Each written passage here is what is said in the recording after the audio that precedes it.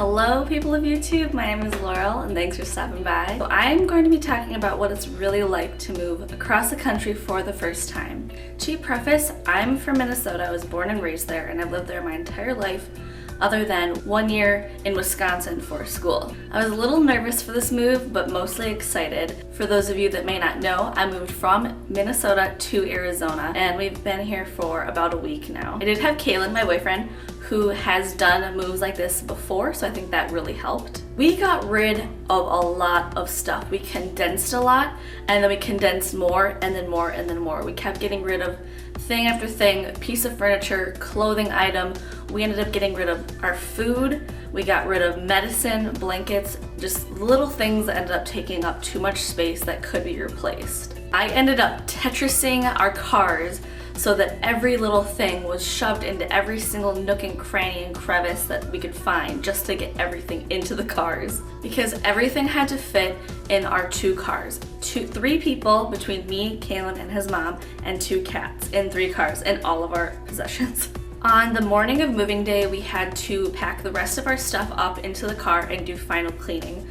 And that was really stressful because we were so crammed already, and then trying to get the last things into the car was very difficult, and we ended up parting with even more stuff. You don't realize how much crap you have until it's all laid out in front of you and you have to condense it into boxes. Okay, do I really need this? Does it really mean that much to me? If not, you're tossing it. We got rid of every piece of furniture. We either sold it or gave it away. We destroyed the couch because it was a hassle to get into the apartment and we could not get out very easily. Thankfully, one of our very good friends, Sarah, was there to help us on the move out day. She ended up taking a lot of our stuff and just kind of holding it for us while we physically move ourselves to a new state, and then we can always give her money to ship it back to us. I ended up even giving her a plant because I just couldn't bear to throw it away. The driving part actually wasn't too bad. We ended up doing 26 hours, which probably ended up being closer to 30 with all the stops. I did the first day all by myself, which wasn't that bad because I had like podcasts and music to listen to. But on the way out of Minnesota, it was torrential downpour. It was like the state was telling us not to move, and then the second we crossed the border, it was fine and smooth sailing from then. I was a little nervous that my car would have trouble because she was packed so heavily, and I was afraid that I maybe weighed her down a little bit too much, but she ended up doing really good. It was a little hard to accelerate up some of the mountains, and the hills was a little tricky, like on entrance ramps to accelerate up. That was a little hard. We stayed at La Quintas for all 3 nights, mostly because they were affordable and they were pet friendly, and I don't think any of the La Quinta locations that we stayed at had pet fees, but some of them do. So I went through and made sure to look at which one had pet fees, because some of them don't and some of them do. Now on to the cats. We did not know how the cats were going to react being on such a long journey and being trapped in the car for so long. They did so well. Better than I could have ever hoped for. We ended up keeping them in their own separate crates, and we covered them with a light blanket because the vet said that it's scary for them to see the world flashing by. So we ended up just covering them, and I think that helped made them feel a little bit safer. We ended up lining their crates with dirty shirts to help keep our smell with them and make them feel safe.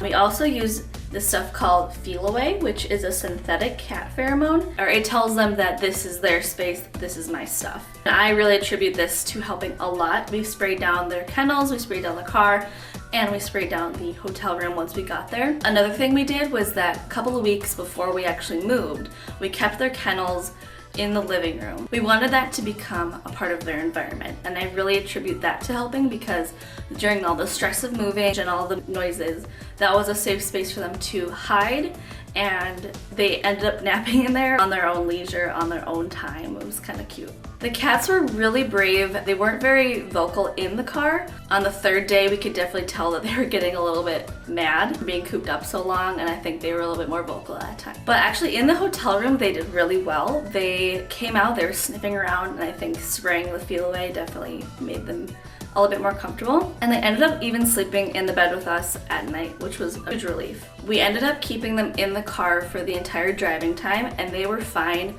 with going to the bathroom, except on the last day. I think we probably fed them a little bit too soon before we left on the road, and so Miss Rasha had a little bit of an accident, and we could immediately tell because of the smell.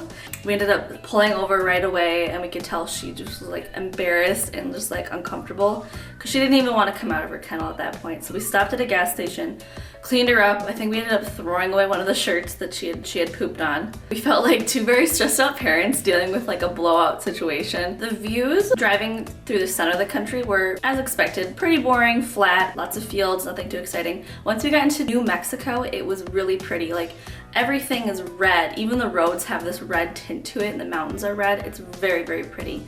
And then coming down through northeastern Arizona was just beautiful. It looked like Washington, looked like Western Washington. That was my first time driving through any kind of mountain like that, like those really sharp twists and turns and really, really steep inclines. So that was the scariest part for driving for me personally, other than the torrential downpour in Minnesota. When we got to our apartment, we were blown away by how beautiful it was and also very relieved that it was indeed a real place because we had not seen it before we signed the lease, which is a little bit scary. We did a lot of research, I did a lot of research, and what we wanted for an apartment, we definitely wanted an outdoor pool being in Arizona and a 2-bedroom so that people can come visit us. Moving in actually went pretty quickly. We had 3 people, we put the cats in right away, just let them kind of like sniff around. Considering we only had 2 cars worth of stuff and not like a huge U-Haul and we had no furniture, I think it went pretty quickly and we ended up moving in. And we're on the 3rd floor, so it was a little bit of a stair game that day. As we were moving everything in and out, we wouldn't really close the door all the way, or there'd be 3 people coming in and out at once. After a while, we were like, wait, where is Rasha, our girl cat? We were frantically looking, washer behind the dryer, we couldn't find her. And of course we're thinking, oh my god, did she get outside? Our apartment door goes directly outside, it doesn't go into a hallway. And I thought, okay, I'm gonna get on the floor and look like in the kitchen. And I ended up seeing her little 2 paws in between the cabinet and the stove, like in this tiniest little cranny. I don't even know how she got in there. But that was like the scariest moment, and just my heart sunk just thinking she was outside. I think Kayla's mom was walking around outside like calling her name. It was very scary. That was honestly probably the most stressful part of the entire thing. Overall, transporting the cats was very stressful, but at the same time, they also make it better because they're these 2 little familiar, almost like little people. They're familiar, they know you and you know them, and seeing them do so well and adjusting so well. Excuse you. You okay? And to see them doing so great and being so curious and brave just like made me feel so good personally. They were something familiar in this totally unfamiliar world. Otherwise, we've officially moved in and it feels like we're on a vacation every day right now. Luckily, I haven't felt homesick yet just because we've been so busy. We spent pretty much the entire day at the DMV going back and forth getting our licenses and our license plates for the new state. Everything is still really new and still exciting, so I think maybe when that starts to wear off, I might feel a little bit homesick at that point. I'm trying not to think about how far away my friends and family are right now. It's a little weird to think that it's just me and Kaylin here. It's been a lot of fun discovering what this place has to offer. All the new restaurants and the different stores, and even the grocery stores are different roads, and like even the way people drive crazy here. Accents, the smells, the foliage, the cactuses and the mountains. It's just so cool looking out your window right now and I can see a mountain from my window. Obviously money is tight right now. We tried to allocate for a lot of things that we would need to buy. I think we probably could have gone with a little bit more than we expected. Obviously, it's always better to have more than too little. We ended up purchasing a bed the first day we arrived. We actually bought it while we were still in one of the hotels and they had it delivered on Saturday when we moved in. And I think that was a really big help because on top of everything, on top of the stress of moving, it was just really nice to have an actual bed to sleep on rather than an air mattress. And we also bought a couple of necessities like cleaning supplies, groceries, and obviously a lot of sunscreen. Currently, we're actually sitting on patio furniture right now because we figured we'll use it anyway on our patio, so we'll just use it in the living room right now until we buy a couch. I think the rest of our furniture will come slowly but surely. I found little coffee table at Goodwill, and we're just gonna, I think, thrift a lot of our furniture, just like side tables and stuff. The coffee table, it doesn't need to be bought new, I don't think. So, well, I think that's all I have right now for what it's really like to move across the country. I plan on making a couple other videos about this experience of moving to a brand new state for the first time. I want to do an Exploring Arizona series, as well as maybe some comparing Minnesota to Arizona, the Midwest to the Southwest, something like that. I think that would be really cool. If you have any other ideas, feel free to comment, subscribe, like this video, and I'll see you guys in the next one. Thanks.